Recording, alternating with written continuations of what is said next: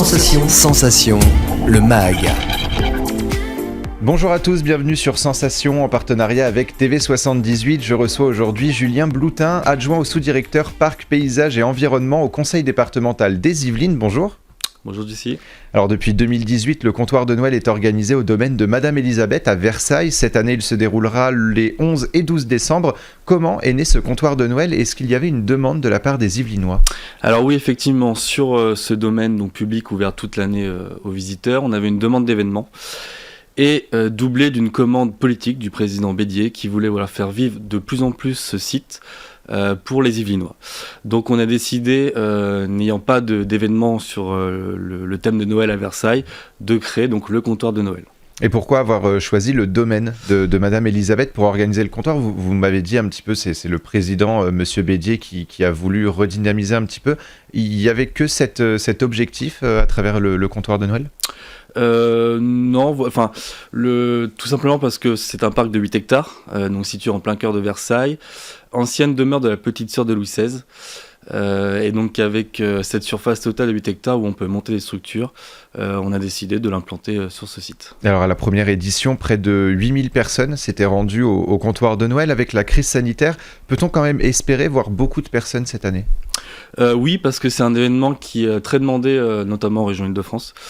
Et nous mettons tout en œuvre pour accueillir le public dans des conditions sanitaires. Et je le disais au début de cette émission, le comptoir de Noël donc, aura lieu les 11 et 12 décembre. De nombreux artisans seront présents pour présenter leur métier et permettre aux Yvelinois peut-être de trouver un cadeau original. Combien d'artisans seront présents en tout ?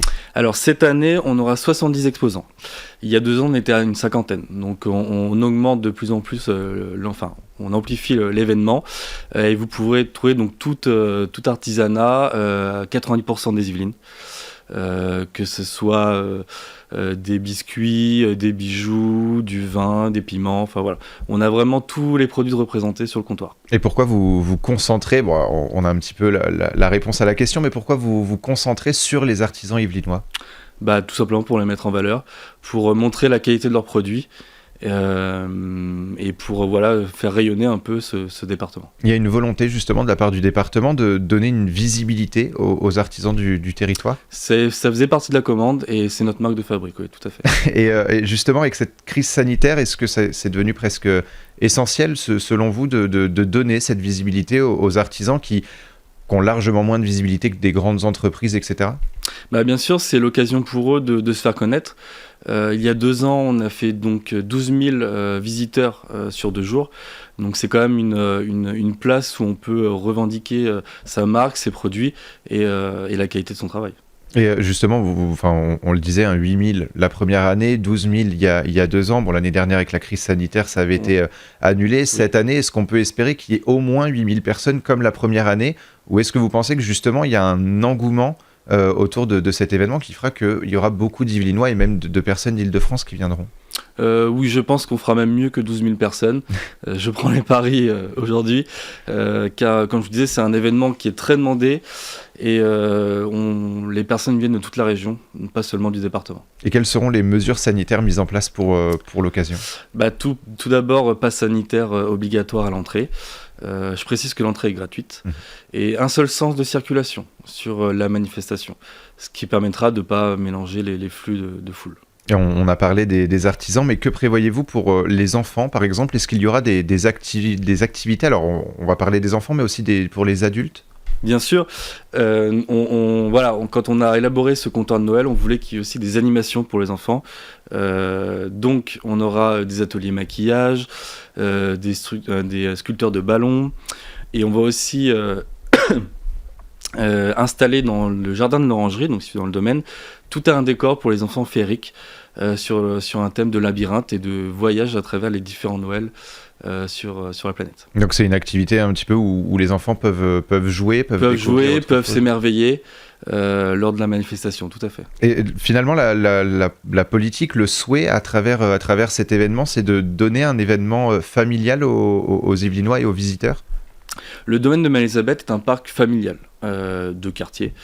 Donc on reste sur cette même thématique. Voilà, on veut proposer un événement public, de service public d'ailleurs, pour finir chaque année sur ce thème un peu féerique et qui redonne un peu de baume au cœur sur ce thème de Noël. Et le domaine de Madame Elisabeth est peut-être connu des Yvelinois, mais il est peut-être pas assez populaire. Est-ce que aujourd'hui le département veut justement dynamiser un petit peu la visibilité du domaine de Madame Elisabeth ? Alors oui, effectivement, même beaucoup de Versaillais pensent que c'est un domaine privé. Donc depuis 4 ans, on essaye de le dynamiser. On fait de la communication, on a ouvert le site internet et on organise plusieurs événements comme le comptoir de Noël. On a aussi la chasse aux œufs à Pâques, une garden party en septembre, etc. C'est un domaine qui est amené à évoluer, finalement, à être dynamisé pour être ouvert au public. C'est toujours des événements gratuits que vous organisez autour de ce domaine ? Oui. Tous les événements publics sont gratuits. Après, on y retrouve de temps en temps des animations payantes à l'intérieur de cet événement.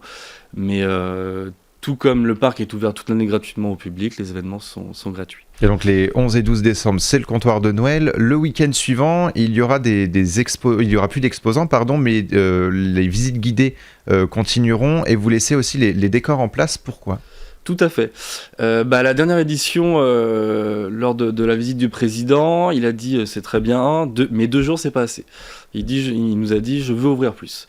Donc là cette année on s'est dit que le week-end d'après effectivement, donc il n'y a plus d'exposants, mais on garde le décor et les visites de la demeure guidées ouvertes au public. Et vous avez choisi Versailles parce qu'il n'y avait toujours pas d'événements autour de Noël. C'est en partie pour ça que vous avez d'abord choisi Versailles ? Oui, c'est en partie pour ça et pour la surface qu'on a disponible pour effectuer un événement de telle ampleur, parce que vous imaginez que 12 000 visiteurs en 2 jours, il faut pouvoir les accueillir.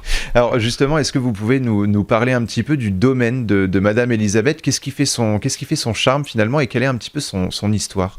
Alors, le domaine de Elisabeth, donc ancienne demeure de Madame Elisabeth, donc petite sœur de Louis XVI. Le roi lui offre ce domaine à ses 19 ans. Et c'est d'ailleurs Marie-Antoinette qui lui annonce. Ils avaient acheté auparavant le site à la famille Rohan-Guéméné.